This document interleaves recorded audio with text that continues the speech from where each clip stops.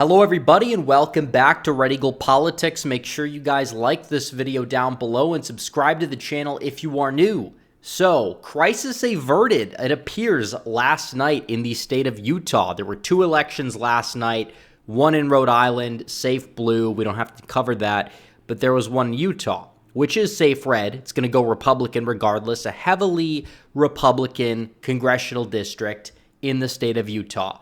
That we know. However, the primary was very contested. You had a very generic Republican who's meh, don't get me wrong, in Celeste Malloy, who appears to be the victor. Some networks have called it. It's not guaranteed, but looking at the votes that are out and that are remaining, many people anticipate Edwards to fall short. And if she doesn't fall short, well, a lot of things said in this video do still apply, but the apparent winner so far is Celeste Malloy. Becky Edwards, we'll get to her, but you had Bruce Ho, who is further to the right than Malloy, better on the issues, but had a more distant chance to win. We had to take out Edwards because Edwards was awful. Edwards voted for Joe Biden, supports abortion, supports BLM in Utah, by the way. Make no mistake, Utah Republicans.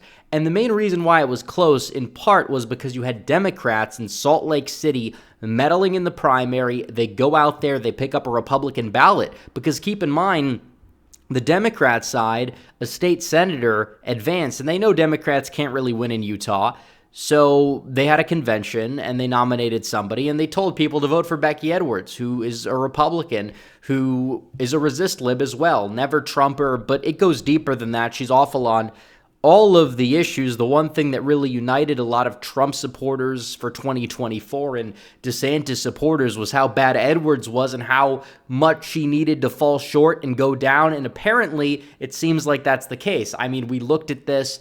We saw last night they dumped in half the vote, and Edwards was up big because a lot of that came from Salt Lake City. People forget there's a city called St. George that exists in southwest Utah where that Romney brand of conservatism is less popular, or I shouldn't even say conservatism. She makes Mitt Romney look like Pat Buchanan in comparison. That's how bad she is. But she goes there and gets trounced. She gets 22% of the vote. And there's so much more of the vote that has not been counted in Washington County. Salt Lake, there's some more, but there's a higher percentage of this district that's in Washington County. It apparently seems as if Malloy is going to win. They haven't called it yet on New York Times, but that's good. We'll talk about some of the takeaways from this election, but I have to tell you guys about our great sponsors over at Noble Gold, because a lot of people right now are not feeling secure about their finances. You may be too. You're not alone. That's why Noble Gold is here to help. Just hear it straight from the folks they've helped. Some people have said that the Noble crew walked them through everything without stress with their help. This guy said he could finally sleep easy at night. And now this month, Noble Gold Investments is handing out a free 5-ounce silver America the Beautiful coin if you qualify for an IRA. Invest in gold and silver with Noble Gold Investments. Go to noblegoldinvestments.com now. Noblegoldinvestments.com. That's the only gold company that I trust. But I don't trust Becky Edwards. I don't really trust Celeste Malloy a whole lot, but, you know, you get an average Republican in there, fine, whatever. This district didn't really have that before, so it's a lateral move. You're averting the crisis. Becky Edwards would be Liz Cheney on steroids. Becky Edwards voted for Joe Biden ahead of the 2020 election and supported all kinds of liberal causes, BLM. She supports abortion, all the issues combined.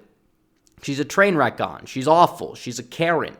She's a resist lib. We didn't really cover it too much leading up to it because I thought it was a done deal. Apparently, the fundraising was heavily in her favor. You had Democrats try and meddle in this. Get rid of open primaries, please. Still, they can only get 35% of the vote in Utah. So it does seem as if Republicans did unite as well behind one candidate, and that's another thing, that Edwards would have been completely just trounced, probably 65-35, maybe 60-40 on a bad day.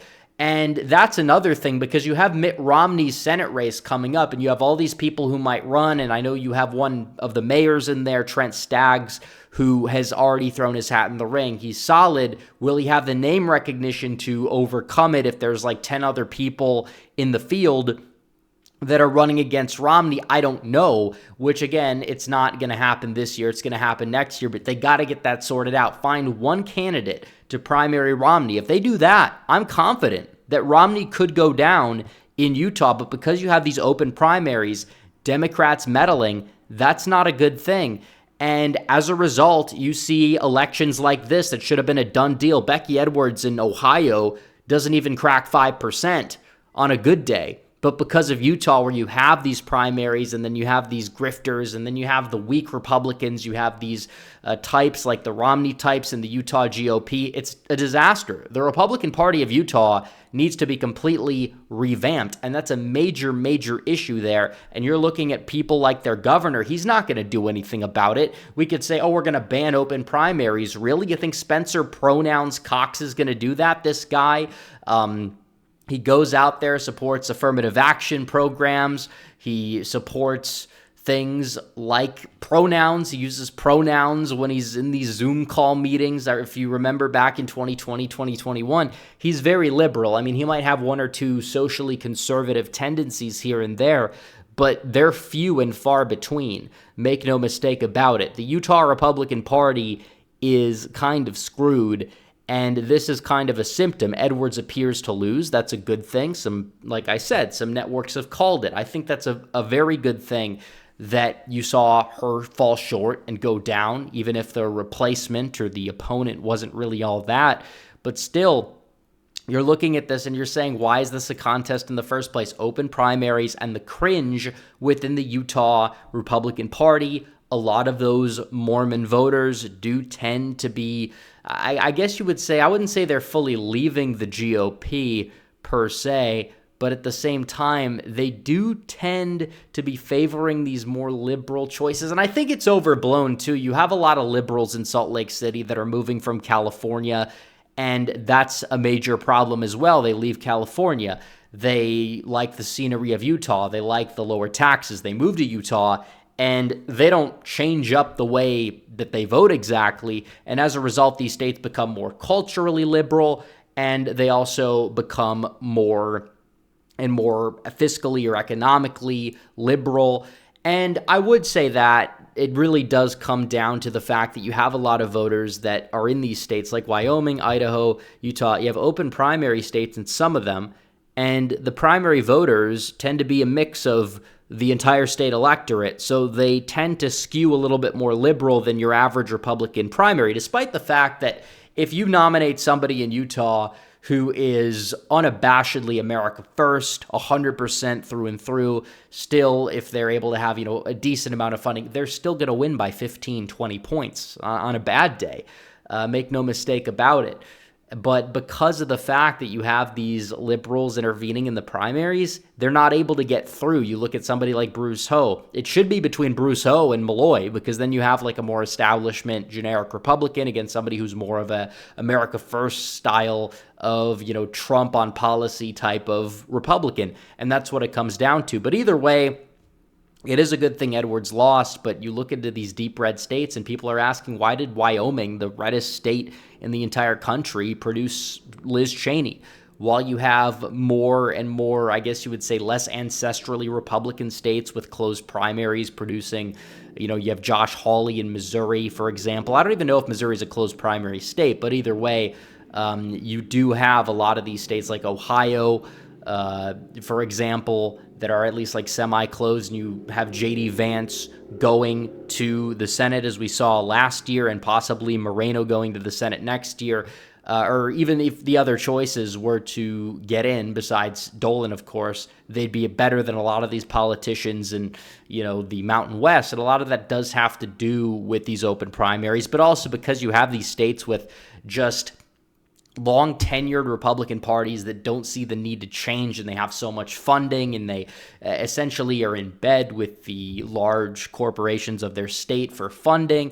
And as a result, what happens, you see them put up these weak RINO type of characters, or even just the generic Republicans on a good day for them, and they do end up winning because the Democrats really don't contest it. So that's what it comes down to. Obviously, Republicans, any Republican can go out there and win in a state like Utah or a state like Wyoming or a state like Idaho or the Dakotas or whatever, but still you do have this tendency for these more establishment types to still get by, despite the fact that there's so much power that the voters could have and they could use, and they're not all weak and squishy.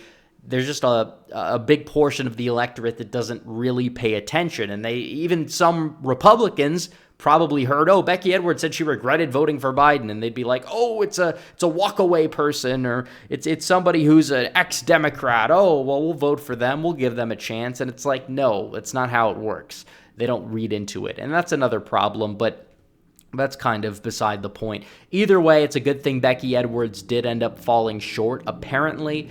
And on top of that, we'll have to really see what is to come in Utah, because it does seem, though, as if this is the result in this district, Mitt Romney, he's got to be looking at this and feeling a lot better about his job security in the primary, which is not a good thing, in my opinion. So anyways, guys, thanks for watching this video. Like this video down below, comment down below, subscribe to the channel, hit the bell for notifications so you never miss another video. Follow me on social media. The links are all in the description down below. As always, guys, thanks for watching. Red Eagle, out.